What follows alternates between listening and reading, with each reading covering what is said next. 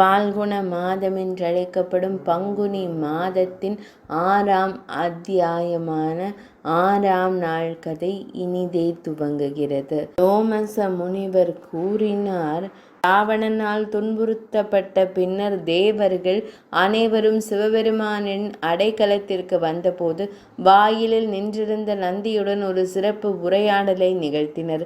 தேவர்கள் நந்தி தேவரை வணங்கி, உன் முகம் ஏன் குரங்கை போல இருக்கிறது என்று கேட்டனர். அதற்கு நந்தி, ஒருமுறை ராவணன் இங்கு வந்து தனது மாபெரும் செயல்களை குறித்து மிகவும் மிகைப்படுத்தப்பட்ட முறையில் பேசத் தொடங்கினான். அப்போது நான் அவனிடம், சகோதரா, நீயும் சிவலிங்க பக்தன், நானும் அப்படித்தான். எனவே நாம் இருவரும் சமம். அப்படி இருக்க என் முன்னால் ஏன் இப்படி பயனற்ற சத்தத்தை எழுப்புகிறாய் என்று கூறினேன் என்றார். நான் சொல்வதை கேட்ட ராவணன், மற்றவர்களைப் போலவே எனக்கும் குரங்கு முகம் இருப்பதற்கான காரணத்தை அவன் கேட்டான். அதற்கு நான், இது நான் சிவனாரை வழிபட்டதன் விரும்பிய பலன் என்று கூறினேன். சிவபெருமான் எனக்கு ஒரு அழகில்லாத வடிவத்தை வழங்க முன்வந்தார். ஆனால் அந்த நேரத்தில் நான் அதனை ஏற்காமல் எனக்கு குரங்கு போன்ற முகத்தை கேட்டேன். கடவுள் மிகவும் தாராளமானவர். நான் அழகில்லாமல் இருந்த போதிலும் நான் கேட்டதையே அவர் எனக்கு கொடுத்தார். கர்வம் இல்லாதவர்கள், அகந்தை இல்லாதவர்கள் மற்றும் உடைமைகளிலிருந்து விலகி இருப்பவர்கள் சிவபெருமானுக்கு பிரியமானவர்களாக கருதப்பட வேண்டும். இதற்கு மாறாக அகந்தை கொண்டவர்கள் என்றான். ஆணவமும் உடைமை உணர்வும் கொண்டவர்கள் சிவனாரின் நன்மை பயக்கும் அருளை பெறாமல் இருக்கிறார்கள். என்னுடன் நடந்த மேற்கூறிய உரையாடலில் ராவணன் தனது தவ சக்தியை குறித்து தற்பெருமை பேசத் தொடங்கினான். அவன் தான் புத்திசாலி. நான் சிவபெருமானிடம் 10 முகங்களை கேட்டிருக்கிறேன். அதிக முகங்களுடன் சிவனாரிடம் அற்புதமான பிரார்த்தனைகளை செய்ய இயலும். உன்னுடைய குரங்கு போன்ற முகத்தால் என்ன சாதிக்க இயலும்? யாரோ உனக்கு தவறான ஆலோசனை கொடுத்திருக்க வேண்டும். நீ சங்கரனாரிடம் இந்த குரங்கு முகத்தை வீணாக கேட்டிருக்கிறாய் என்றான். தேவர்களே, ராவணனின் இத்தகைய ஏளன வார்த்தைகளை கேட்டு நான் அவனை சபித்து, ஏதேனும் ஒரு பெரிய துறவி என்னை முன்னால் நிறுத்தி அந்த குரங்குகளுடன் உன்னை தாக்கும் பொழுது அவர் நிச்சயமாக உன்னை கொன்று விடுவார். இப்படி முழு உலகையும் அழ வைக்கும் நீ இப்போது தேவர்களுக்கெல்லாம் தேவனான மகாதேவன் பகவான் ஸ்ரீ மகாவிஷ்ணுவின் உண்மையான வடிவம். நீங்கள் அனைவரும் உங்கள் உதடுகளால் பகவான் ஸ்ரீ மகாவிஷ்ணுவை பிரார்த்திக்க வேண்டும் என்றேன். நந்தியின் இந்த வார்த்தைகளை கேட்டு தேவர்கள் அனைவரும் தங்கள் இதயங்களில் மிகவும் மகிழ்ச்சி அடைந்தனர். அவர்கள் வைகுந்தத்திற்கு வந்து தங்கள் வார்த்தைகளால் பகவான் ஸ்ரீ மகாவிஷ்ணு மூர்த்தியை புகழத் தொடங்கினர். அப்போது தேவர்கள், பிரபஞ்சங்களின் அதிபதியே, தாம் 6 ஐஸ்வர்யங்களையும் பெற்றிருப்பதால் பகவான் என்று அழைக்கப்படுகிறீர். தமக்கே நமஸ்காரம். இந்த உயிருள்ள மற்றும் உயிரற்ற உலகம் முழுவதும் தம்மை சார்ந்தே உள்ளது. இந்த உலகம் ஒரு லிங்கம். அதனை தாம் ஆதாரமாக கொண்டிருக்கிறீர். எங்களுக்காக இதற்கு முன்பும் பலமுறை அவதாரம் எடுத்திருக்கிறீர். தாமே மீன் வடிவம் எடுத்து பிரம்மதேவரின் வாக்கில் வேதங்களை வைத்தீர். தாமே ஹயக்ரீவ ரூபத்தில் மதுவையும் கைடவனையும் அளித்தீர். தாமே கச்சவ ரூபம் எனப்படும் ஆமை வடிவம் எடுத்து மந்திராஜல மலையை தனது முதுகில் சுமந்தீர். தாமே வராக ரூபம் எடுத்து இரண்யாக்ஷன் எனும் அசுரனை கொன்றீர். தாமே நரசிம்ம ரூபத்தில் ஹிரண்யகசிபுவை கொன்றீர். தாமே வாமன வடிவம் எடுத்து பலி எனும் அரக்கனை கட்டீர். தாமே பிருகு குலத்தில் பரசுராம ரூபத்தில் தோன்றி கார்த்தவீரியார்ஜுனனை வென்றீர் என்றனர். பகவான் ஸ்ரீ மகாவிஷ்ணு, தாங்கள் பல அசுரர்களை வென்றிருக்கிறீர்கள். தாங்கள் இந்த முழு பிரபஞ்சத்திற்கும் பாதுகாவலர். தயை கூர்ந்து அத்தர்வணனின் பயத்திலிருந்து எங்களை காப்பாற்றுங்கள். தேவர்கள் இவ்வாறு பிரார்த்தனை செய்ததும் வாசுதேவ பகவான் அனைத்து தேவர்களையும் கண்டு, தேவர்களே, உங்கள் ஆலோசனைகளின்படி என் பேச்சை கேளுங்கள். நந்தியை முன்னால் வைத்து நீங்கள் அனைவரும் வானர வடிவில் அவதாரமிடுங்கள். நான் மாயையின் உதவியால் என் உருவத்தை மறைத்து அயோத்தியில் தசரத மன்னனின் மாளிகையில் மனித உருவில் தோன்றுவேன். உங்கள் காரியத்தை நிறைவேற்றுவதற்காக பிரம்ம வித்யையும் என்னுடன் அவதாரம் எடுப்பார்.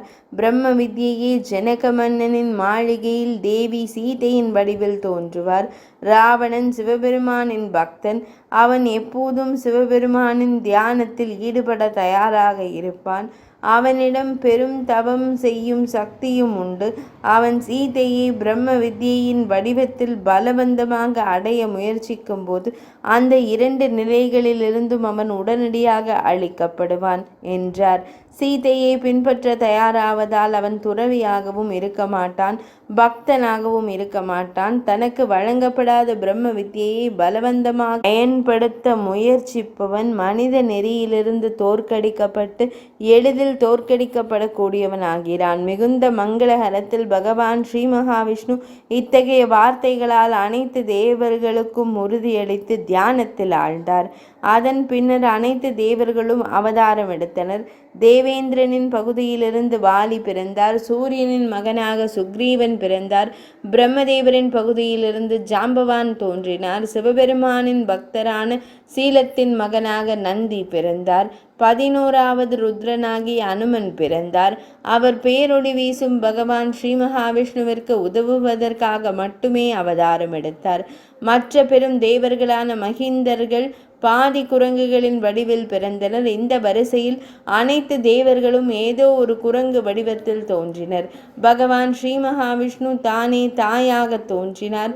கௌசல்யின் மகிழ்ச்சியை பெருக்கிய பகவான் ஸ்ரீ ராமர் செழிப்படைந்தார். உலகம் அவரது வடிவத்தில் மகிழ்கிறது. அதனால் கற்றறிந்தவர்கள் அவரை ராமர் என்று அழைக்கிறார்கள். பகவான் ஸ்ரீ மகாவிஷ்ணுவின் மீது பக்தியும் தவமும் நிறைந்த சேஷநாகரான ஆதிசேஷனும் இவ்வுலகில் லக்ஷ்மண சுவாமியாக அவதாரம் எடுத்தார். ஸ்ரீராமர் பகவான் விஷ்ணுவின் பூமியில் இருந்து 2 வலிமை மிக்க வீரர்களும் தோன்றினர். அவர்கள் பரதன் மற்றும் சத்ருக்னன் என்ற பெயரில் 3 உலகங்களிலும் புகழ் பெற்றனர். பிரம்மவாதிகளால் மிதிலாபதி ஜனகரின் மகள் என்று கூறப்படும் தேவி சீதை பிரம்ம வித்யையின் வடிவமாக விளங்கினார். அவரும் தேவர்களின் காரியங்களை நிறைவேற்றுவதற்காக அவதாரம் எடுத்தார். நிலம் உழப்பட்டு கொண்டிருந்த அதே நேரத்தில் கலப்பையின் முன் மண்ணை தோண்டும் போது தேவி சீதை பூமியிலிருந்து வெளிப்பட்டார். அதனால் அவர் சீதை என்ற பெயரில் புகழ் பெற்றார். மிதிலையில் அவதாரம் எடுத்ததால் அவர் மைதிலி என்றும் அழைக்கப்படுகிறார். ஜனகனின் குடும்பத்தில் பிறந்ததால் அவர் ஜானகி என்ற பெயரில் புகழ் பெற்றார். முந்தைய பிறவியில் அவள் பெயர் வேதவதி. ஜனக மன்னன் பிரம்ம வித்யையின் வடிவமான தேவி சீதையை ராமபிரானாகிய பிரம்மதேவரின் பணிக்காக அர்ப்பணித்தான். ராவணனை தோற்கடிக்க வேண்டும் என்ற ஆசையாலும் தேவாகார சக்தியை அடைய வேண்டும் என்ற விருப்பத்தாலும் பகவான் ஸ்ரீராமர் கமலநாயனம் செய்து காட்டில் வாழ்ந்தார். இதற்காக அவரது மறுபிறவியான லக்ஷ்மண சுவாமியும் மிகவும் கடினமான மற்றும் பெரும் தவம் மேற்கொண்டார். பரதாழ்வாரும் சத்ருக்னாழ்வாரும் கூட தவம் புரிந்தனர். அதன் பின்னர் தவத்தை முடித்த பகவான் ஸ்ரீராமர் தேவர்களை வானர வடிவில் தன்னுடன் அழைத்து கொண்டு 6 மாதங்கள் போரிட்டு ராவணனை தோற்கடித்தார். எவர்கள் தங்கள் மனதை கட்டுப்படுத்தி சிவனாரின் தியானத்தில் கவனம் செலுத்துகின்றார்களோ அவர்கள் மாயையையும் அறியாமையையும் விரைவில் நீங்கி மாயையை நீங்கிய பிறகு அவர்கள் 3 குணங்களிலிருந்தும் விடுபடுகிறார்கள். இவ்வாறு ஒருவன் குணங்களை கடந்தவுடன் அவன் முக்தியை அடைகிறான். சிவலிங்க வழிபாடு அதனை உடையவர்களுக்கு நன்மை பயக்கும். சிவபெருமான் லிங்க வடிவில் தோன்றி உயிருள்ள மற்றும் உயிரற்ற உலகை உபசரிக்கிறார். விபகரணா, முதலில் நீங்கள் கேட்ட அனைத்தையும் நான் தங்களுக்கு கூறிவிட்டேன். சிவபெருமான் எப்படி நீராடினார் என்பது உங்கள் 2வது வினா. இப்போது அந்த தலைப்பை அதன் அசல் வடிவில் உங்களுக்கு கூறுகிறேன். அதனை கவனமாக கேட்பீராக. அதனை நாம் நாளைய கதை தொடரில் செவிமடுக்கலாம். பால்குண மாதம் என்றழைக்கப்படும் பங்குனி மாஹாத்மியத்தின் 6ஆம் அத்தியாயமான 6ஆம் நாள் கதை இனிதே நிறைவடைந்தது.